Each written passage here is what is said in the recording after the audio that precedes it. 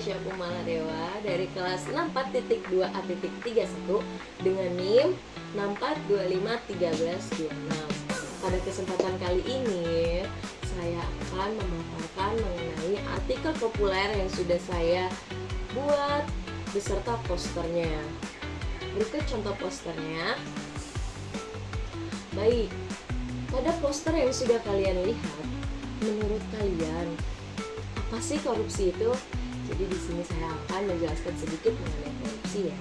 Korupsi adalah tindakan penyalahgunaan kekuasaan, jabatan, dan wewenang yang dilakukan seseorang untuk memperoleh keuntungan pribadi atau kelompok dengan cara yang melanggar aturan. Korupsi biasanya melibatkan tindakan seperti penyuapan, penggelapan, pemalsuan, penggunaan sumber daya yang bukan menjadi haknya. Tindakan ini dapat merugikan negara dan masyarakat karena menghambat pembangunan, mengurangi kepercayaan publik, serta menciptakan ketidakadilan. Korupsi menjadi salah satu tantangan yang serius karena masih menghambat perkembangan yang ada di Indonesia ini.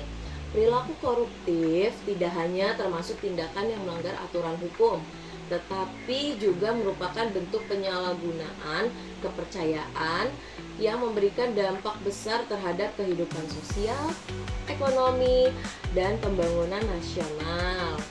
Dana publik yang seharusnya dialokasikan untuk meningkatkan kesejahteraan masyarakat seperti pembangunan infrastruktur, peningkatan mutu pendidikan, pelayanan kesehatan, dan program sosial dapat berkurang akibat adanya penyalahgunaan oleh pihak yang tidak bertanggung jawab.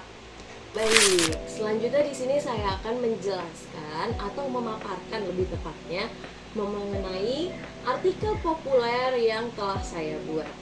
Jadi pada artikel ini saya menulis bahwa korupsi merupakan perilaku penyimpangan yang terjadi ketika seseorang menggunakan kekuasaan, jabatan, dan wewenang yang dimiliki untuk mendapatkan keuntungan pribadi maupun kelompok. Seperti yang tadi sudah saya jelaskan juga, tindakan tersebut memberikan dampak negatif terhadap kehidupan masyarakat karena sumber daya yang seharusnya digunakan untuk kepentingan umum seperti pembangunan fasilitas pendidikan, kesehatan, dan pelayanan publik dapat mengalami penyalahgunaan. Jadi menurut Muharam Sudaryati dan Prasetyo pada tahun 2022, mereka berpendapat bahwa pendidikan anti korupsi memiliki peran penting dalam membangun karakter individu yang menjunjung tinggi nilai kejujuran, tanggung jawab, integritas sosial sebagai bentuk pencegahan terhadap perilaku koruptif.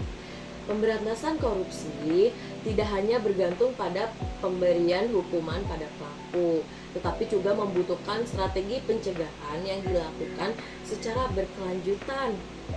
Salah satu langkah yang efektif adalah memberikan pendidikan anti korupsi sejak dini melalui lingkungan keluarga, sekolah, maupun masyarakat.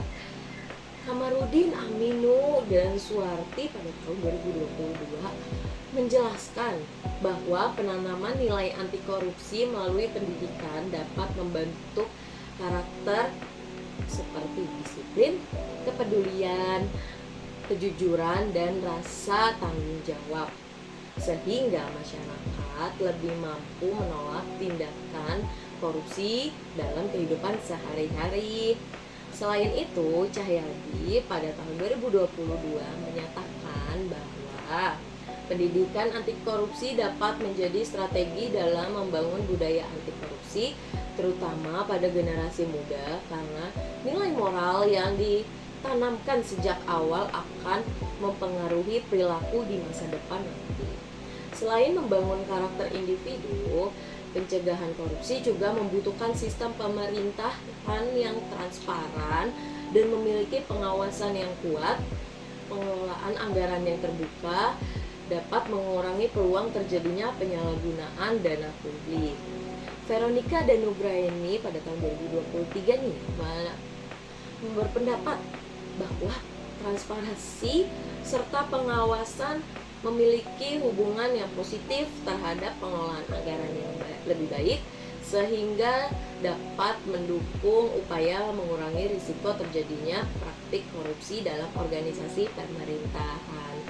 Masyarakat juga memiliki tanggung jawab yang besar dalam menciptakan lingkungan yang bebas dari korupsi.